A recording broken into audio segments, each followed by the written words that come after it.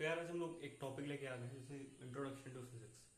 ठीक है, तो इंट्रोडक्शन टू फिजिक्स ऑब्वियसली इससे पता चल रहा है कि मैं फिजिक्स को इंट्रोड्यूस करने वाला हूँ आप लोग के सामने। अब इसकी जरूरत क्यों है, क्यों हमें फिजिक्स को जानना चाहिए कि फिजिक्स होता क्या है।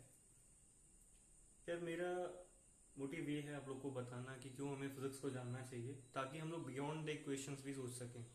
ठीक है, कई लोग के साथ प्रॉब्लम क्या है यार कि वो लोग सिर्फ फिजिक्स को एज इक्वेशन लेके चलते हैं, जैसे एफ इज टू एम ए।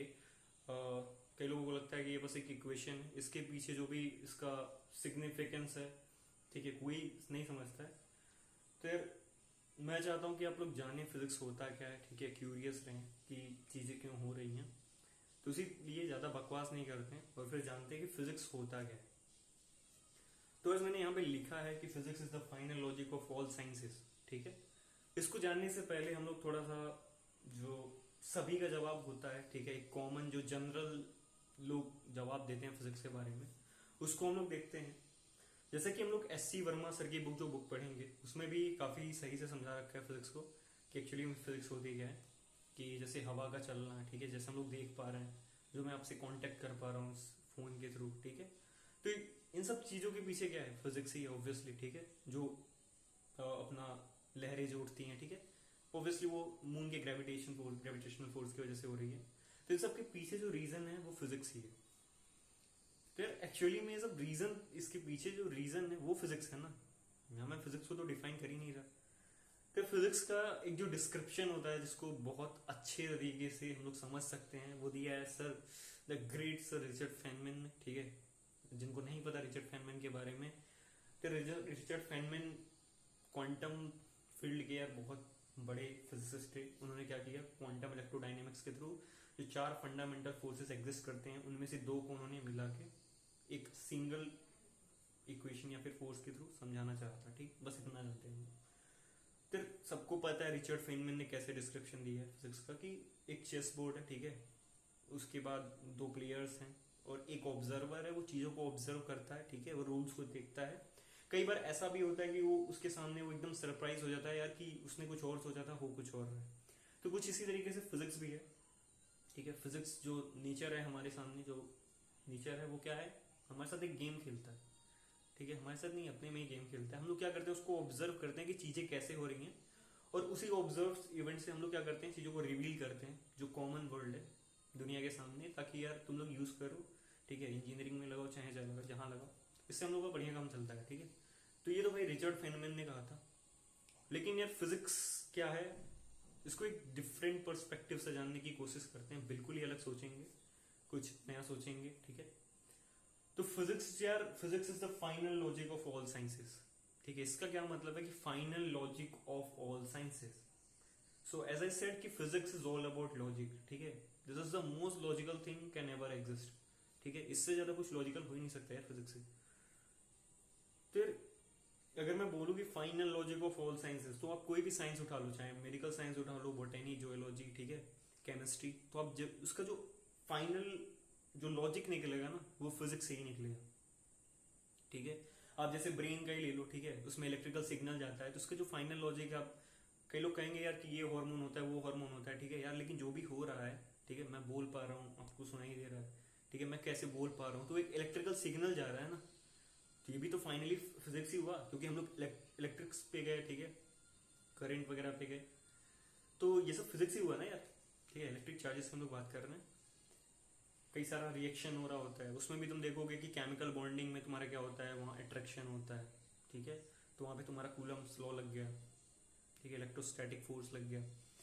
तो इसका जो फाइनल लॉजिक हर एक साइंस का जो निकल के आ रहा है वो फिजिक्स ही है। ठीक है, तो कुछ इसी तरीके से हम लोग फिजिक्स को डिफाइन करते हैं, physics is the final logic of all sciences. जितनी भी साइंसेस हैं हमारे पास, उसका जो फाइनल लॉजिक, ठीक है, हर साइंस का हम लोग क्यों क्यों पूछते जाएंगे कि यार ये क्यों हो रहा है, ये क्यों हो रहा है, ये क्यों हो रहा है। जो फाइनल हमारा क्यों होगा उसका जवाब कौन देगा, फिजिक्स देगा। ठीक है, वो कोई ना कोई फिजिक्स का लॉ ही होगा। और इस चीज में अगर मैं देखूं या आप देखें, तो final logic of all sciences, यहां पे मैंने एक वर्ड यूज किया है, साइंसेस। ठीक है, अब फिर से साइंस क्या होता है, अगर मैं उसको पूछना चाहूं तो आप लोग क्या कहेंगे, साइंस क्या होता है। ठीक, सबके जवाब वेरी कर सकते हैं। तो काफी लोग अलग अलग तरीके से साइंस को डिफाइन कर सकते हैं यार कि आप मेडिकल के टर्म में डिफाइन करो, ठीक है, केमिस्ट्री के टर्म में डिफाइन करोगे, केमिकल रिएक्शन के बारे में आप जैसे भी डिफाइन करो, साइंसेस को आप डिफाइन कर सकते हो। लेकिन उधर जाने से पहले हम लोग एक डिफरेंट सिनेरियो में सोचते हैं कि यार ये जब था नहीं, ठीक है, हमारे पास जब साइंस नहीं था, वंस अगेन ये जो पूरा लेक्चर या फिर वीडियो लेक्चर जो भी होने वाला है, ये फिलोसफिकली हम लोग बात करेंगे चीज़ों पे। फिर वही मैं बोल रहा हूँ कि एक समय ऐसा भी था हमारे पास कि हमारे पास जैसे साइंस वर्क नहीं करता था, कोई भी साइंस का एग्जिस्टेंस नहीं था उस समय, लेकिन चीज़ें हो रही थी, ठीक है, हमारे सामने बहुत ऐसी चीज़ें हैं जो बिना साइंस के भी हुई हैं। उतनी बड़ी बड़ी बिल्डिंग्स बनी हैं, ठीक है, तो बिल्डिंग्स वगैरह बनी हैं, पिरामिड्स आप ले लो, इतने कॉम्प्लेक्स पिरामिड्स हैं। तो यार ये सब जो चीज़ें हुई हैं, ये न्यूटन के पहले, गैलीलियो के पहले, ठीक है, ये एरिस्टोटल के समय की हुई है। एरिस्टोटल से पहले भी ये सब चल रहा था, एरिस्टोटल तो एक फिलोसफर थे ना भाई। तो ये सब हो कैसे रहा था भाई, साइंस नहीं था, कैसे साइंस इंट्रोड्यूस हुआ? तो पहले के समय में यार मैंने एक चीज लिखा है, साइंस वर्सेस फेथ, ठीक है, साइंस वर्सेस फेथ। अब यहाँ पे फेथ क्या होता है कि फेथ जो भी हम लोग विश्वास करते हैं भगवान के ऊपर, फेथ को हम लोग कुछ इस तरीके से समझ सकते हैं कि जैसे पहले के जमाने में क्या होता था, या फिर आप अब भी रूरल एरियाज में देखोगे, जैसे कोई एक आदमी है जिसको सांप काट लेता है, ठीक है, मोस्ट ऑफ द पीपल की नहीं, मतलब कुछ ऐसे लोग हैं उनकी मैं बात कर रहा हूँ, बहुत कम ऐसे लोग होंगे।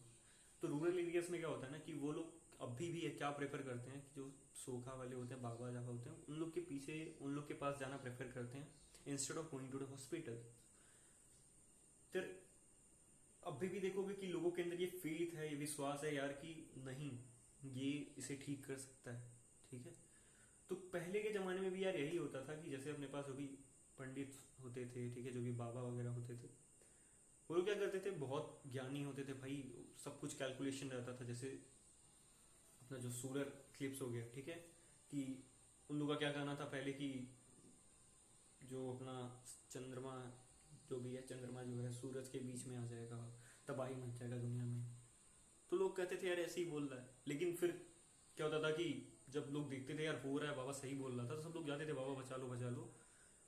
फिर क्या करता था भाई, दक्षिणा दान, दक्षिणा तो हमें किसको, हमें दो यार, ज्ञानी आदमी को दो। तो उन लोग का मस्त काम चलता था ऐसे यार कि ऐसे मस्त ज्ञान लगाए। तो एक चीज से मतलब इन सब चीजों से मुझे एक बात याद आती है कि रिचर्ड फेनमैन की एक क्वाट है, ठीक है। रिचर्ड फेनमैन क्या करते हैं कि doesn't matter how beautiful your theory is. जो बाबा जो थे थ्योरी दे रहे थे ना भाई, कि उन्होंने मस्त कैलकुलेशन करा कि यार इतने समय बाद सोलर इक्लिप्स होता है, और मस्त उन्होंने पूरा ज्ञानी थे ही वो, ठीक है, तो थ्योरी दी, अब लोगों को उल्लू बना रहा है भाई, पैसे ले रहे हैं। तो वही रिचर्ड फेनमैन कहते हैं, doesn't matter how beautiful your theory is, doesn't matter how smarter you are, but if your theory does not agree with your experiment या फिर with the experiment, then it must be wrong।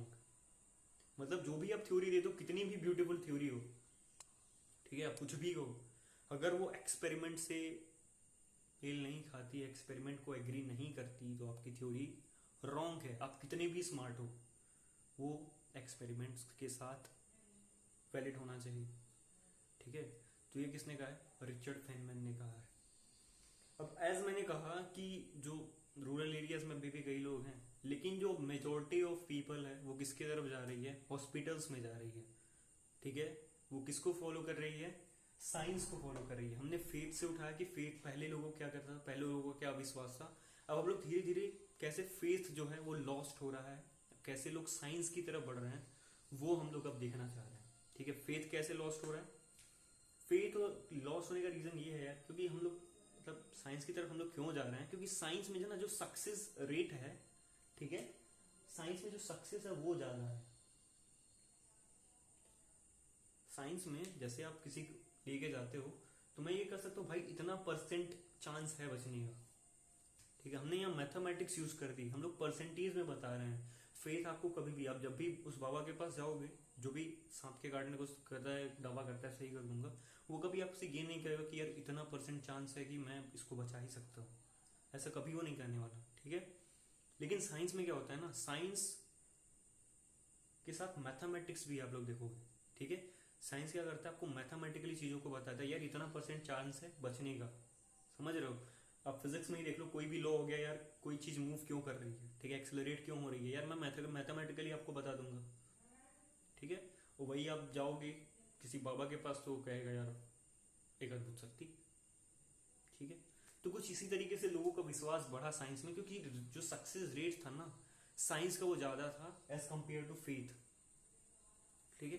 अब जैसे आप Covid time में भी देखोगे तो लोगों ने क्या प्रेफर किया, उन्होंने डॉक्टर के ऊपर विश्वास किया, ना कि भगवान को प्रे करा, क्योंकि यार फेथ से आप नहीं बच सकते यार, मैं कोई वो ऐसी बात नहीं कर रहा, फेथ ठीक है भाई अपने अंदर होना चाहिए, लेकिन अब ये भी तो देखो ना यार सक्सेस रेट कितना है, अब लगे हुए हो यार पूजा कर रहे हो, लेकिन ठीक होने का आपका सक्सेस रेट कितना है वो भी तो मैटर करता है ना।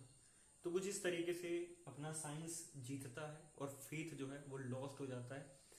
फेथ भाई कुछ नहीं है यार, साइंस ही सब कुछ है, everything is physics, everything is chemistry. बस यही था भाई।